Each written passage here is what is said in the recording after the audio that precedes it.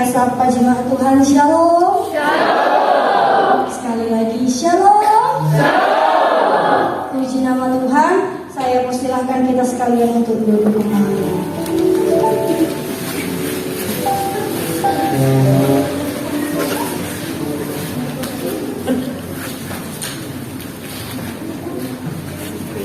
Pertama-tama saya bersyukur kepada Tuhan Yesus karena perkenanannya saya boleh berdiri di panggung ini, di mimbar ini, bertemu saudara-saudara sekalian dalam rangka menyampaikan kebenaran firman Tuhan.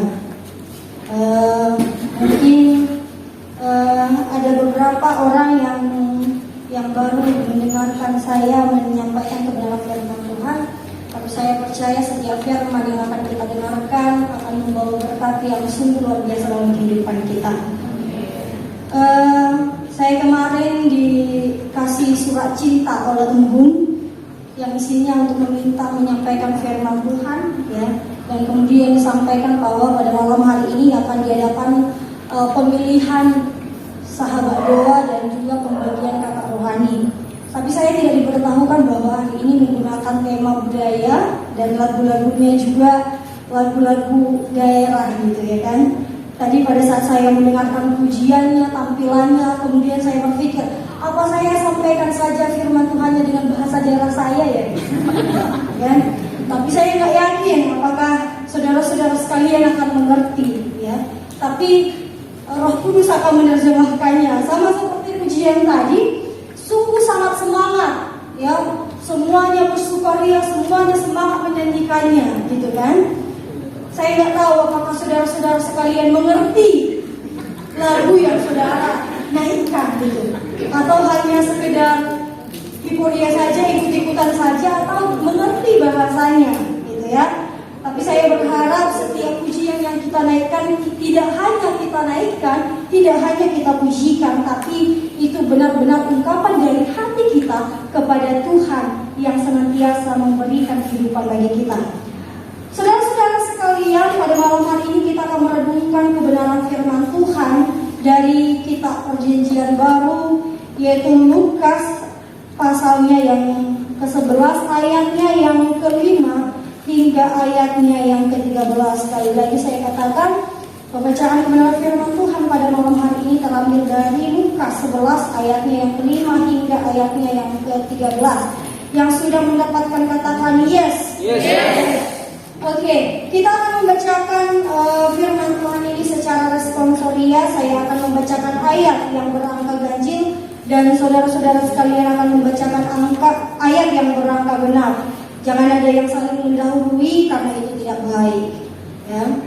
Di atas perikop yang diberikan oleh Lembaga Alkitab Indonesia, Hal Berdoa, lalu katanya kepada mereka, jika seorang di antara kamu pada tengah malam pergi ke rumah seorang sahabatnya dan berkata kepadanya, saudara, pinjamkanlah kepadaku 3 roti.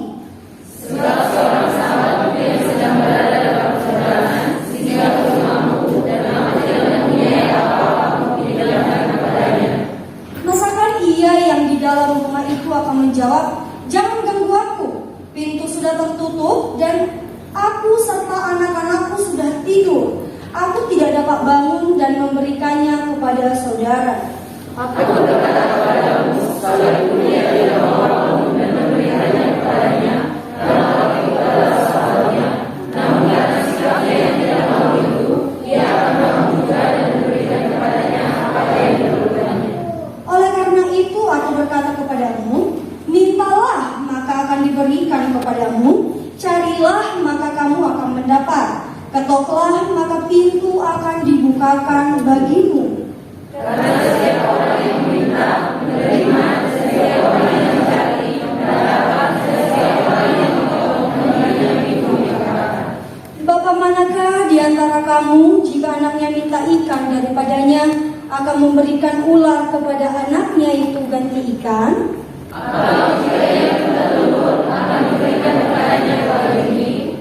Jadi jika kamu yang jahat tahu memberi pemberian yang baik kepada anak-anakmu, apalagi Bapakmu yang di sorga, Ia akan memberikan Roh Kudus kepada mereka yang meminta kepadanya. Yang dikatakan ialah mereka yang membaca firman Tuhan, terlebih-lebih melakukan firman Tuhan dalam kehidupan sehari-hari adalah orang-orang yang berbahagia di dalam Yesus Kristus. Terpujilah Tuhan yang mempunyai firman. Sekali lagi saya mau sapa, Shalom. Shalom. Sekali lagi, Shalom. Shalom. Yang lagi, Shalom. Shalom. Yang perempuan, Shalom. Shalom. Oke ya. Semoga semangatnya tidak akan luntur sampai akhir persekutuan kita ini. Amin. Dalam pembacaan yang sudah kita baca pada malam hari ini, kita akan merenungkan firman Tuhan sebentar dengan tema yang saya berikan, receive blessing. Ya. Receive blessing. Kitab Lukas ini seperti yang saudara-saudara sering pelajari, saudara-saudara sering baca, bahwa kitab Lukas ini merupakan salah satu Injil sinoptik. Dan kemudian juga dikatakan bahwa orang yang menulis Injil Lukas ini sama dengan orang yang menulis kitab Kisah Para Rasul, di mana ditujukan kepada Theophilus. Dan di ayat 11 ini berbicara soal hal berdoa, yang juga sebenarnya sedikit dibicarakan juga di kitab Matius dalam hal berdoa mengenai doa Bapa kami, yang walaupun ada sedikit perbedaan antara kitab Lukas dan juga kitab Matius. Seperti misalnya di pasal 11 ini ayat 1 sampai ayat keempat, kalau saudara-saudara baca, salah satunya yang menyatakan di situ, berikanlah kami setiap hari makanan kami yang secukupnya. Sedangkan kalau di Matius dikatakan, berikanlah kami pada hari ini makanan kami yang secukupnya. Ada sedikit perbedaan, tapi hal yang sebenarnya mau dikatakan Yesus adalah hal yang sama. Sehingga pada malam hari ini, kaitannya dengan kehidupan kita apa? Apakah itu menjadi sesuatu yang masih relatable dengan kehidupan kita, atau justru ini nggak perlu lagi kita lakukan? Ya, terlihat dari beberapa liturgi yang ada, beberapa liturgi yang masih menyampaikan doa Bapa kami, tapi ada beberapa liturgi yang sudah tidak mengucapkan doa Bapa kami. Ya, di pasal 11 ini perujukannya ataupun yang mau kita highlight bukanlah doa Bapa kaminya, atau bukan pada saat murid-murid bertanya kepada Yesus, Yesus ajarin dong kami berdoa. Yesus, gimana sih sebenarnya cara yang berdoa yang benar itu? Yang tepat itu gimana sih? Atau apakah kami hanya menyampaikan saja atau gimana? Apakah ada aturan dalam berdoa itu sehingga Yesus menyampaikan hal seperti itu? Dan kita lihat di pembacaan kebenaran firman Tuhan yang sudah kita baca, Yesus menggunakan perumpamaan. Yesus menggunakan perumpamaan. Kenapa sih kita harus berdoa? Apa tujuan kita berdoa? Kepada siapa kita berdoa? Dan setelah kita berdoa, untungnya bagi kita itu apa? Hal yang sangat sering sekali kita lakukan. Bahkan di STTIK, mahasiswa diwajibkan setiap hari 3 kali ibadah, benar? Dalam 3 kali ibadah pasti Anda berdoa. Atau hanya nonton saja? Nggak mungkin. Anda pasti berdoa. Belum doa pribadi atau saat teduh pribadi. Belum lagi doa yang dilakukan per kelompok. Jadi ada banyak sekali doa yang saudara-saudara lakukan. Dan apakah itu adalah doa yang sesungguhnya kita mau panjatkan kepada Tuhan? Lagu pujian tadi yang saya dengarkan untuk menyambut kebenaran firman Tuhan mengatakan ada kalimat-kalimat yang memiliki, saya nggak tahu apakah itu relatable kepada semua orang atau bagaimana. Dikatakan, papa mama mau buang beta, beta pun tembak kawan baik, benci apa tadi? Benci beta, gitu kan? Anda menaikkannya itu dengan penuh ekspresif, gitu kan? Penuh ini, apakah itu yang saudara sekarang lagi alami? Apakah itu yang saudara sedang rasakan sekarang?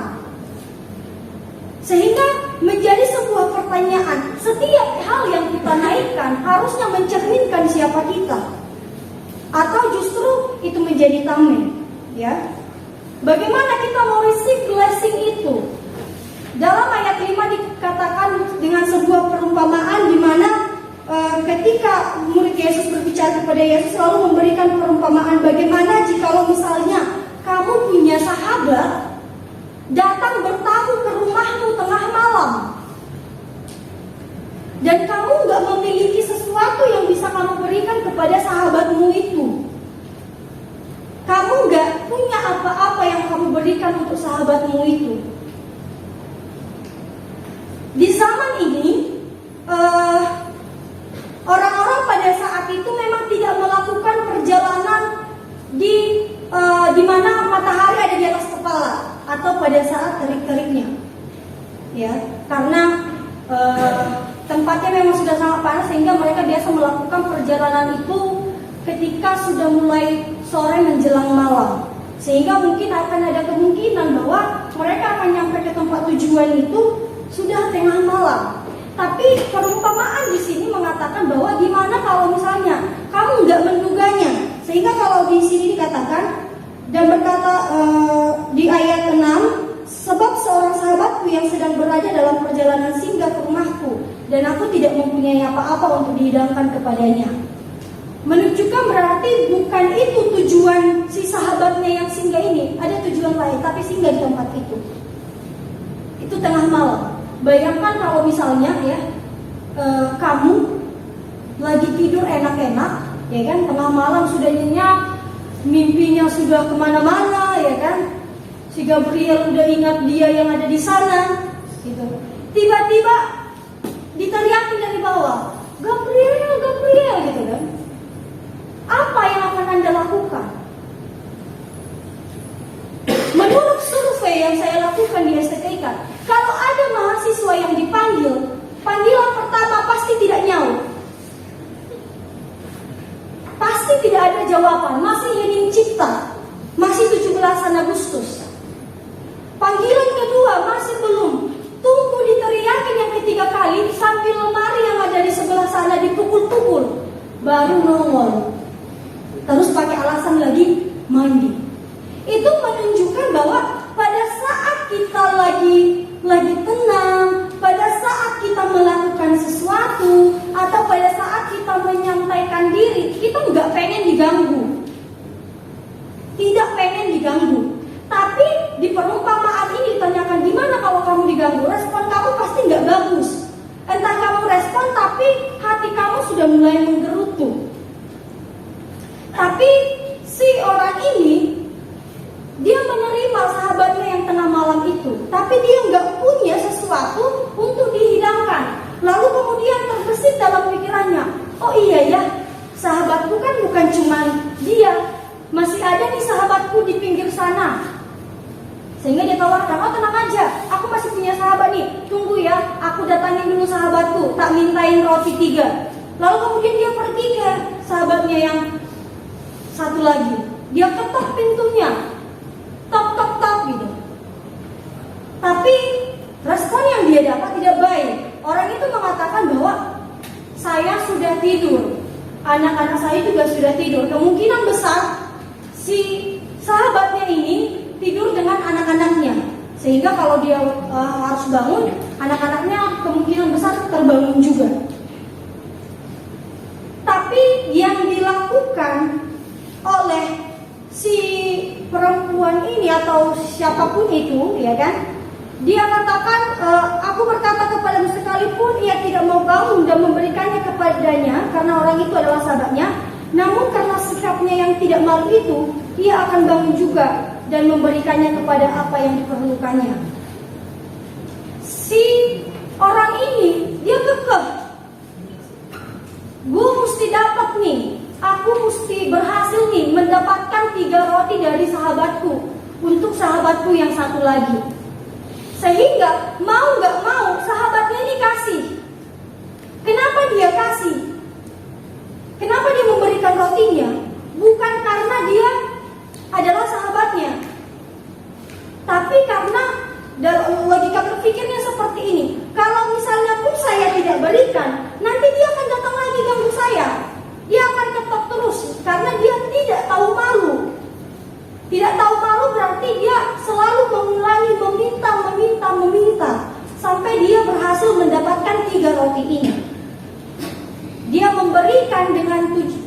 tujuan bukan karena dia adalah sahabatnya, tapi supaya dia tidak diganggu lagi. Dalam hal ini, untuk kita menerima berkat, dalam berkat arti yang luas, hal yang kita perlu lakukan adalah kita memiliki kegigihan. Itu yang pertama, memiliki kegigihan. Apa yang kamu pengenkan dalam hidup? Apa yang kamu pengenkan dalam studimu di STTIK? Apa yang kamu pengenkan terhadap sahabat doa yang nantinya kamu akan dapatkan? Ketika kamu ambil itu kertas, lalu kamu lihat namanya, apa yang terbesit dalam pikiranmu? Apakah mungkin, ya ampun dia lagi, mana gua gak suka lagi, dia lagi, paling entar pas pembacaan doa, sahabat doa, dia gak kasih gua hadiah, cuma gue yang kasih nih, gitu kan? Terus atau mungkin justru ada yang senang, wis pas banget, mana dia cakep lagi, ini nih yang gue mau nih. Kalau kayak gini kan gue senang punya sahabat doa, ya kan? Sehingga mau melakukan sesuatu untuk sahabat doanya. Tapi kalau nggak pas di hati, boro-boro doain, kayak dilihat aja malas banget gitu. Kayak kalau punya makanan, aduh semoga dia tidak lihat, semoga dia tidak pakai dengan sado, gitu kan? Sado, ada deterjen nggak? Bagi dong. Atau nantinya kan kalian akan dikasih adik rohani. Yes, dapat adik rohani. Dero, minta tolong ya, cuci baju kakak Roh. Dero, Kak Roh duluan ya yang mandi. Udah telat gitu. Sehingga adik rohani masih polos-polos, masih tingkat 1. Ya udahlah ya. Tapi dalam hati, duh, buset, kok ada kakak rohaninya begini? Nanti juga bakalan ada. Padahal aku pengennya dia tahu yang jadi kakak rohaniku, tapi malah si itu yang dapat. Pilih kasih nih ibu asrama, pilih kasih nih gitu. Ya, sehingga dalam hal itu, ketika kamu mendapatkan sesuatu seperti itu, apa yang menjadi kegigihanmu? Apa yang menjadi hal yang kamu tekunkan ketika kamu berhadapan dengan hal seperti itu? Apakah kamu akan gigih melakukan yang terbaik bagi sahabat doamu, adik rohanimu, atau kakak rohanimu?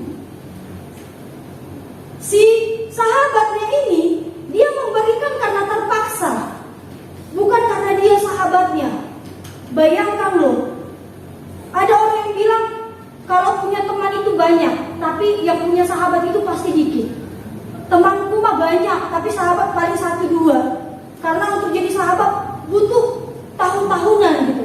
Tapi dalam perumpamaan ini aja, si sahabatnya ini aja enggan untuk memberikan 3 roti. Manusia pada dasarnya tidak suka diganggu. Tetapi Yesus sangat suka diganggu oleh orang-orang yang berseru kepadanya. Ya, jadi gigihlah kita untuk mengganggu siapa? Gigihlah kita untuk mengganggu Yesus.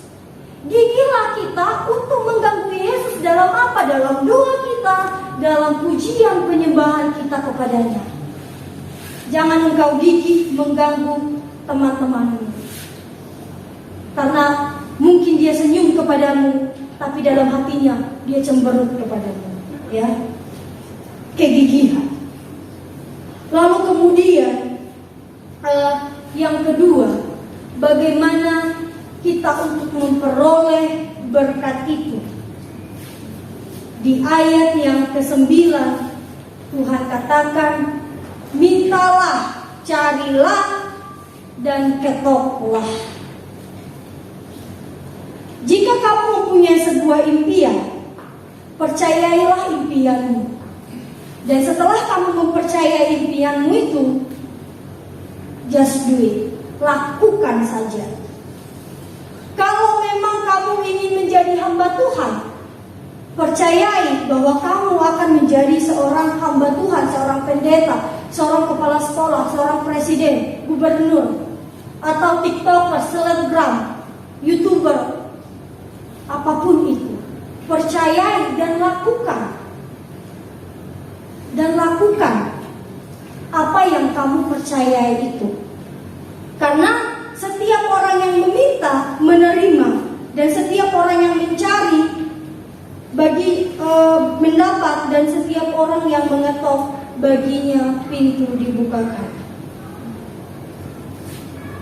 Itu yang kedua. Lalu kemudian yang ketiga,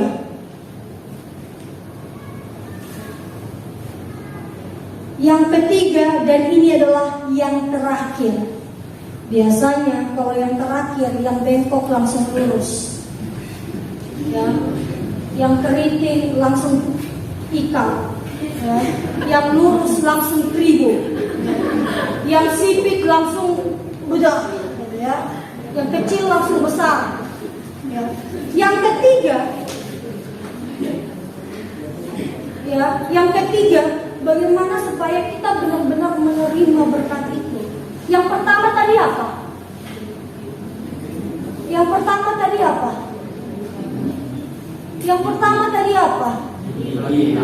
Hah? Gigi siapa? Yang pertama tadi apa?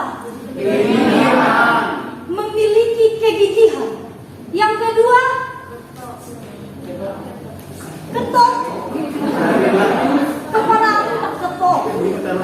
Yang kedua apa?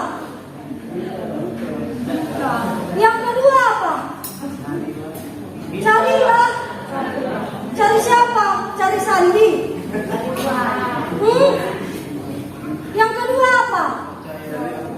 Hah? Waduh. Yang kedua apa?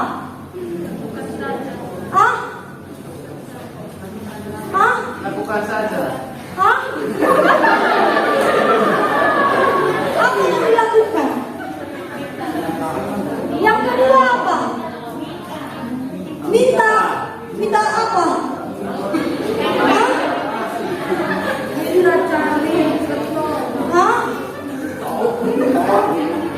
Yang kedua apa? Mintalah, carilah, ketoklah. Kata Tommy, mintalah, carilah, dan ketoklah. Yang ketiga, apa yang harus kita lakukan? Kira-kira yang ketiga apa? Ada yang bisa tebak? Ada yang bisa tebak? Ada yang bisa tebak? Berkat. Kurang minum kayaknya, ya. Yang ketiga dan yang terakhir, memiliki pemahaman, ya. Memiliki pemahaman. Dikatakan di sini, Bapak manakah di antara kamu jika anaknya minta ikan daripadanya, lalu akan memberikan ular kepada anaknya ganti ikan, atau jika ia minta telur akan memberikan kepadanya kalajengking. Ya, memiliki pemahaman. Seorang bapak yang baik tidak akan mungkin ngasih ular kalau anaknya minta ikan. Beda halnya kalau mungkin seperti si papa mama tadi yang mau buang beta, mungkin seperti itu. Tapi di pembacaan firman Tuhan ini, bahwa tidak ada satu bapak pun yang akan memberikan sesuatu yang tidak diminta oleh anaknya. Atau bahkan ketika mungkin ada seorang anak yang minta ke orang tuanya, dia minta ulang, bapaknya pasti tidak akan memberikan. Kenapa tidak memberikan? Karena bapaknya paham bahwa itu tidak baik untuknya. Kita, saya dan saudara-saudara sekalian, apakah sudah memiliki pemahaman untuk menentukan apa yang terbaik buat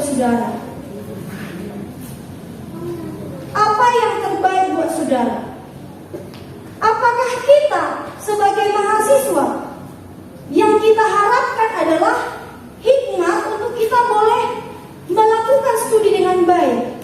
Kita nggak mungkin meminta hal yang lain, memiliki pemahaman tersebut. Ada kalanya seringnya kita berdoa, tapi kita jadi lupa apakah kita berdoa. Berdoa adalah memohon kepada Tuhan, tapi seringkali kita justru bukan bermohon kepada Tuhan, tapi kita justru memerintah Tuhan. Yang seharusnya kita memohon dengan penuh kesungguhan hati kepada Tuhan, dengan penuh kerendahan hati kepada Tuhan, tapi kita malah justru memerintah Tuhan. Kita memerintah Tuhan seolah-olah Dia harus bertanggung jawab, menjauhkan kita dari mara bahaya, ngasih kita makan, ngasih kita apa, tanpa kita tidak melakukan sesuatu. Jadi pahami bahwa kita harus bermohon, bukan memerintah. Jangan sekali-sekali kita memerintah Tuhan. Tapi pahamilah bahwa untuk mendapatkan berkat itu, Anda harus bermohon dengan penuh kesungguhan hati, dengan iman kepercayaan kepada Tuhan. Sehingga jikalau misalnya orang jahat pun tahu melakukan yang baik, apalagi Bapa kita yang di sorga. Jikalau misalnya seperti siapa itu kemarin Bapak Melki khotbah, dikatakan hanya orang Manado dan orang Papua yang kalau main judi nyanyi lagu rohani, ya kan? Hanya orang Manado dan Papua yang kalau lagi mabuk masih menyembah Tuhan.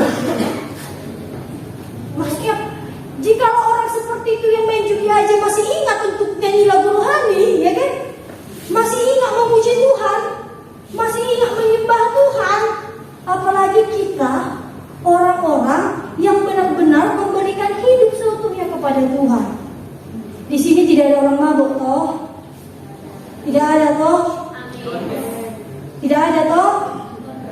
Di sini tidak ada yang sedang main judi, toh? Tidak ada yang suka main judi, toh? Ada. Tidak ada yang ini, tidak ada yang merokok. Tidak ada. Tidak ada yang pacaran. Tidak ada yang pacaran. Tidak ada yang kerjanya lirik kanan lirik kiri. Sonde ada. Sonde ada yang ngaku. Ya. Jadi saudara-saudara sekalian, dalam perenungan kebenaran firman Tuhan yang kita renungkan pada malam hari ini mengingatkan kita bahwa untuk menerima berkat itu ada hal-hal yang perlu kita lakukan, dan itu memakai kesungguhan kita, kegigihan kita, iman kepercayaan kita, dan pemahaman kita yang penuh akan rencana-rencana Tuhan dalam kehidupan kita. Sekali lagi saya katakan bahwa manusia tidak suka diganggu, tapi Tuhan sangat senang tatkala anak-anaknya yang berseru mengganggu Dia setiap hari. Demikian kebenaran firman Tuhan pada malam hari ini. Saya berharap firman Tuhan ini bisa kita realisasikan dalam kehidupan kita masing-masing. Terlebih-lebih firman Tuhan pada malam hari ini semoga tidak kepanjangan. Kita